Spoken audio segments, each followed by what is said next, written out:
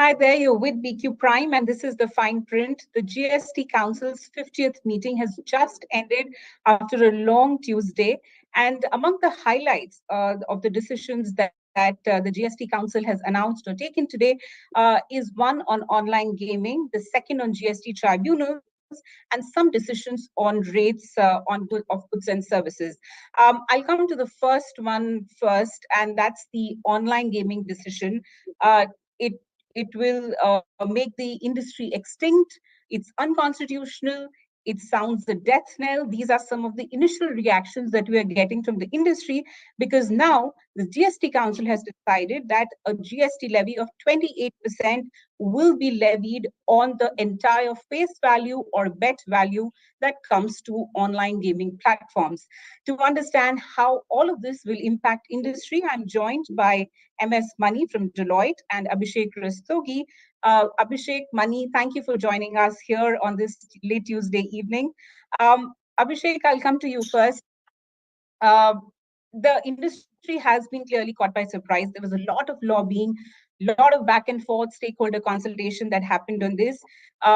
First, will you explain to us that how, let's say, grave is this decision for the industry in terms of the applicability on the entire bet value? See, I think first we will have to get into more details, but whatever details we have as of now, it appears that they want to tax it at 20%, 28% of the gross value. Now, imagine for a casino, when a person takes tokens of, for say, 10,000 rupees and goes inside the casino. Now, will it be on the ultimate result? And when he comes out either with zero tokens left or 20,000, it appears that it will be on the gross bet every time he plays, the way it happens for an online Ludo game, wherein every time you play a Ludo game, there will be 28%. But I think casinos, it will make their life miserable because they can't operate with 28% GST on every bet which will happen. So it makes it unworkable. So certainly, I think then Indian Constitution provisions of Article 19 1G will come into play because we will say that, it is basically in a way telling us that you please do not operate here in India. So that is one. Secondly, interestingly, what has happened is they have emphasized that there'll be no distinction between game of skill versus game of chance. Now Abhishek, imagine. I'll just come to that in a bit. If you could first explain for the benefit of our viewers the concept that they're saying that actionable claims, that amendment will be made in terms of online gaming as well, because it currently existed for horse racing and casinos and other gambling activities. Now they're saying we're also going to add to it online gaming, because it will be useful for our viewers to understand that what was the industry stance so far, which was we're just facilitating. We are a facilitating platform, which is getting just players to play on a game on their platform, and it's on that the GST levy should be applicable. Versus is that every time the player brings an amount to the platform, that amount getting taxed. If you could explain that, we can then proceed on the second limb of skill versus chance debate. See, I think to start with, let's just compare two sort of games. One is online Ludo, and secondly, certainly is casinos. Now, when you enter a casino, you get the chips, right?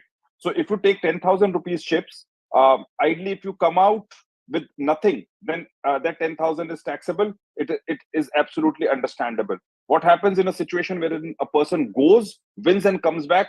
Will he, then be refunded some sort of money, or will there be no element of service? That remains an apprehension.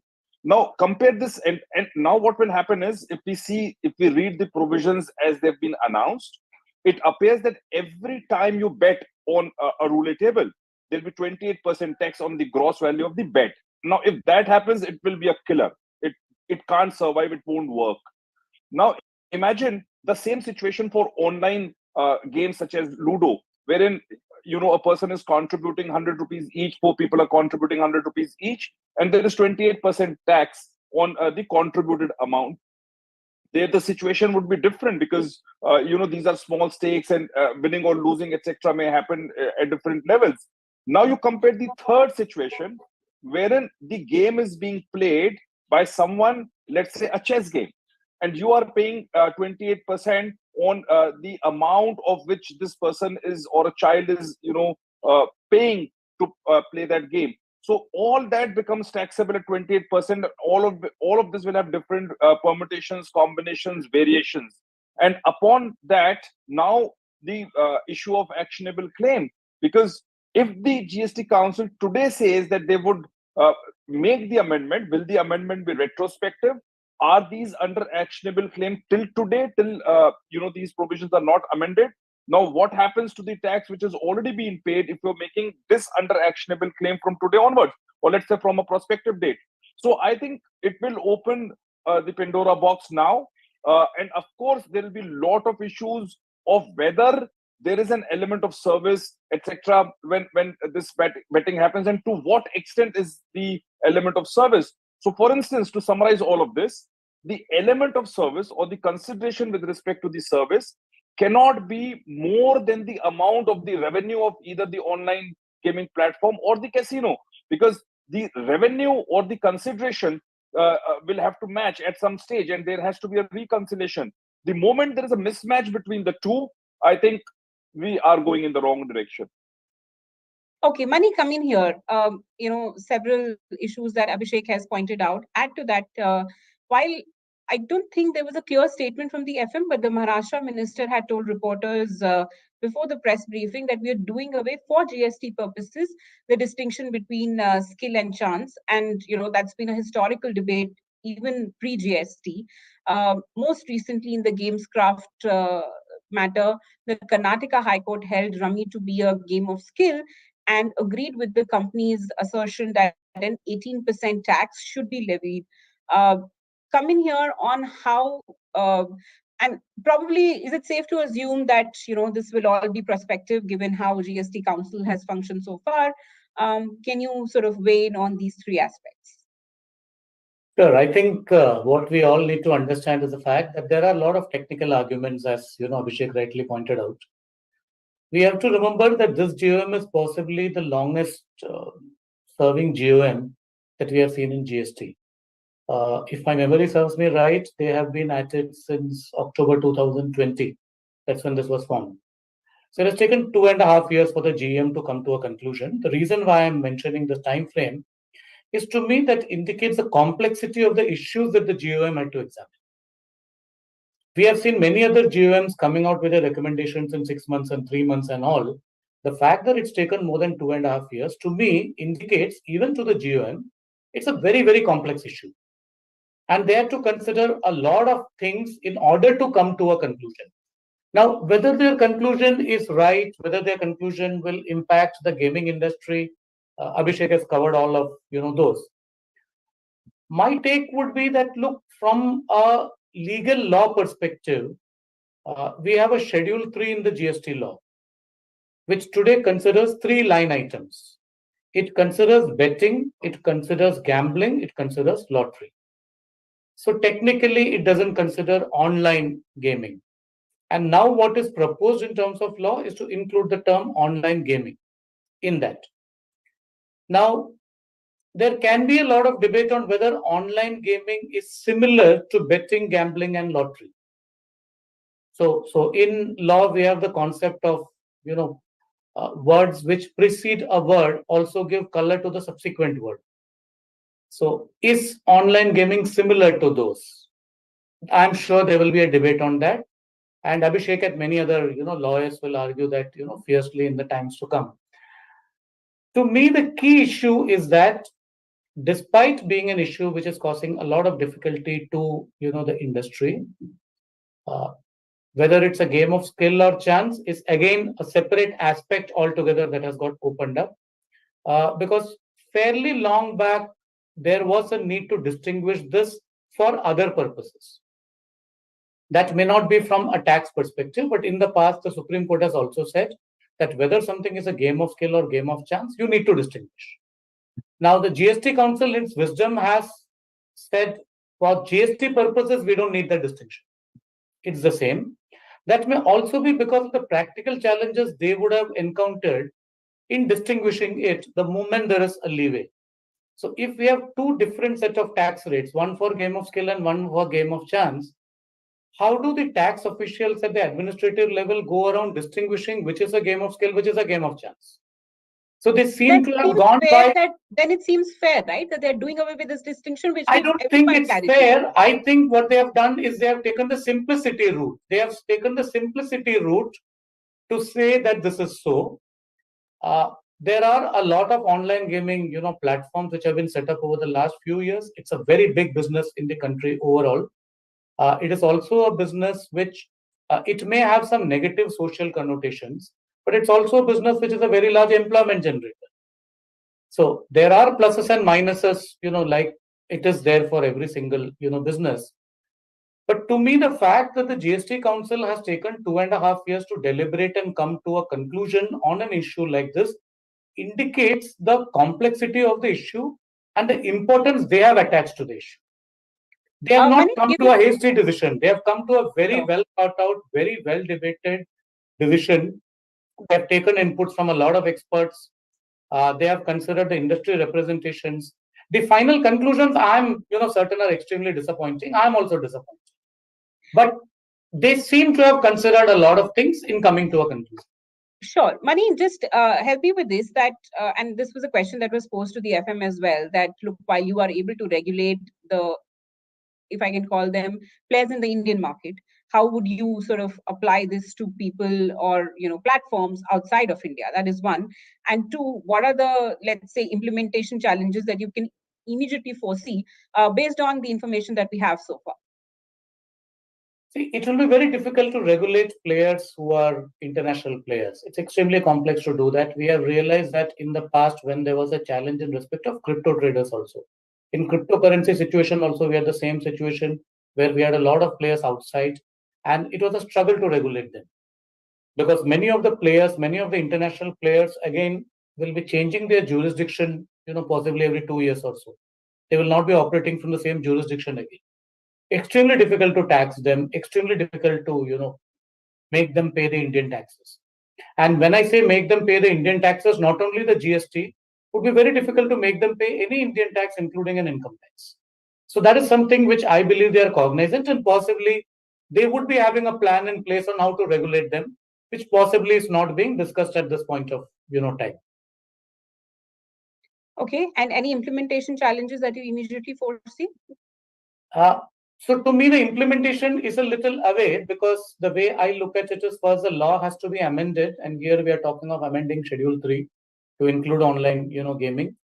Then it has to be notified, and then reasonable time has to be, given for people to change. What I would be very interested in knowing when I see the clarification, because I haven't yet seen the press release, is this going to be made prospective or retrospective? Because if it's going to be retrospective, then it's going to be extremely, extremely difficult for everyone. I think that will add another 500 pages to Abhishek petition, writ petition in the High Court. Abhishek, you are the litigation face here. Tell us two things. One, you mentioned that there is a constitutional challenge on grounds of Article 19. How would you think that the pending cases will be dealt with? Because the revenue officers will bring the fact that the council has approved this and the fact that the amendment is imminent to the notice of courts. So how do you think the pending cases will get affected? And then probably I'd like both of you to also just weigh in quickly on, does it mean that we're going to export a lot of these players to the markets outside of India? So I think to answer the first question, the retrospective amendment can happen only in rarest of rare circumstances. And there is judicial precedence in this regard. Yeah. Any retrospective amendment which has happened, whether it is for even the powers of DRI to issue show cause notice and, it has been retrospectively amended now, or whether these are the recent ones where DGGI has been, powers have been challenged for territorial jurisdiction. Any retrospective amendment, I think, will have to cross the test of constitutionality. There is no doubt about it. What is more important to see is that will the law come prospectively and also try to provide some sort of a clarification that it was always taxable. Now, if that happens, then there will be no statutory backing but they would want to clarify by means of a clarification that it was always deemed to be taxable. The related point which comes is that they are saying that this will be under the category of actionable claim, and they will specifically include that within actionable claim. Now, if that is the situation, then which means that prospectively can be the only way to tax it, because today it becomes actionable claim. It cannot become actionable claim from a retrospective date. So I think from that perspective, challenging the retrospective amendment will be very, very easy task for us. But yes, challenging the levy even prospectively will be a difficult task, because it will get into a lot of different aspects of whether actionable claim, lack of intelligible differential, because mind you, they're taxing this at 28%. Online gaming is a form of entertainment. The other entertainment sectors are taxed at 18%. So you are taxing an online gaming, which is a form of an entertainment, at uh, at an exorbitant rate. So, and hence the question which comes up is whether that exorbitant rate, the judicial policy can be subject to, whether the policy decision could be subject to judicial review.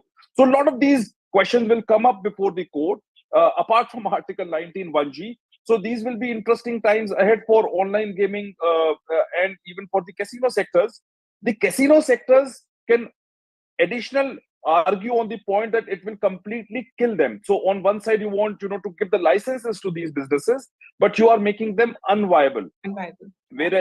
Whereas for the online gaming sector, last point, the online gaming sector may say that you are creating an artificial distinct differentia between the two classes of when the service provider is outside of India and when the service provider is in India. So what is the incentive of these businesses to operate from India? They would set up in Mauritius or Dubai or Cayman Islands, and the server could be there. And believe me or not, it is not difficult today to get a SIM card of Dubai or of US or London, and you could use your Wi-Fi to do that. Even if the Indian authorities block such websites, there would be international cards which could be used. So I think overall, it has to be a balanced view. You cannot make taxes so exorbitant so that the industry gets killed.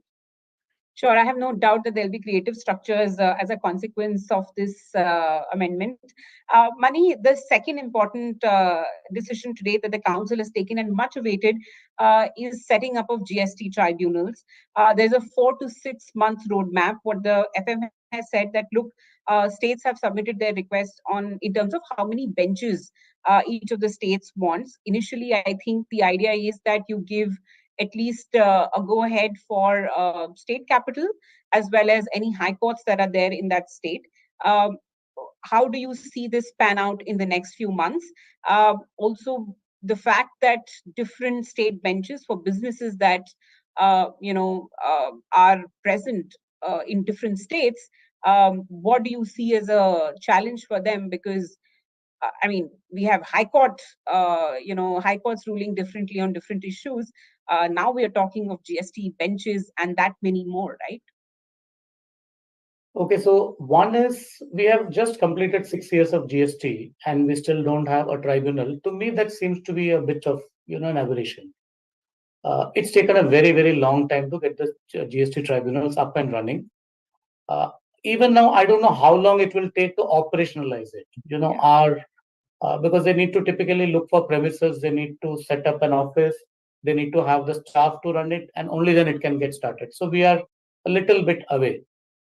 Because not having tribunals has meant that people have had to approach high courts for everything. And typically, most of the high courts are not equipped for that kind of flood. I mean, they do hear tax cases. They do have tax benches. They do have a knowledge of tax, but they were not set up with that intention. GST again is a very new law, which even some of the tax experts are struggling to understand and struggling to interpret. So when we are discussing tribunals, my ask from the GST authorities would be, when you set up a tribunal, please set it up in a manner where people don't have to do what is typically referred to as up-country travel. Please have it in every state. And in states like, or in cities like Mumbai or Delhi, where there are a large number of companies, registered, and large amount of GST collections comes from there, please man them with adequate number of benches. Because there is no point in having people travel from Rajasthan to Mumbai or Rajasthan to Ahmedabad. There needs to be a bench in Rajasthan. Equally, in Mumbai, because of the size of the place, and similarly in Delhi and similarly in Bangalore, we need more benches. Because in some context, I was hearing that Mumbai requested for 7 benches, and what Mumbai has been told that we will be having 4 benches. Yeah. Now, because of the volume of litigation that has built up in GST, we don't want GST litigation to get accumulated for a number of years. And the cases that are filed in, let's say, 2023 to be taken up in 2027, that will be very, very unfortunate. So the business request would be that please set up benches in as many states as you can.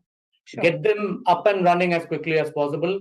And for large places like Mumbai, Delhi, Bangalore, please have larger number of benches and have them up and running as quickly as possible.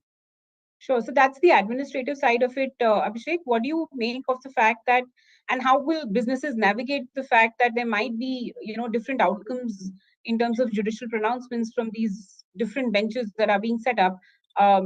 Will Who will reconcile those, and how will businesses who have presence in more than one state navigate that? So I think one, I completely agree with the sentiments which Mani has shared. I completely agree as a professional with that. I have 3 important points here. The first point, that yes, right, what Mani said is that courts have been flooded with a lot of writs because there is no appellate tribunal. Interestingly, last week from Bombay High Court we have got the decision that we can file the appeal after 3 months from the date of formation of the tribunal. So it gets as a big relief to all the taxpayers, because when the matter is there pending, now they can straight away use our decision and get the filing done after 3 months from the date of the formation. So which is a good judicial intervention which has happened, will help a lot of litigants. That is one. The other side of it is that the pre-deposit under GST is much higher. It is 10 plus 20%.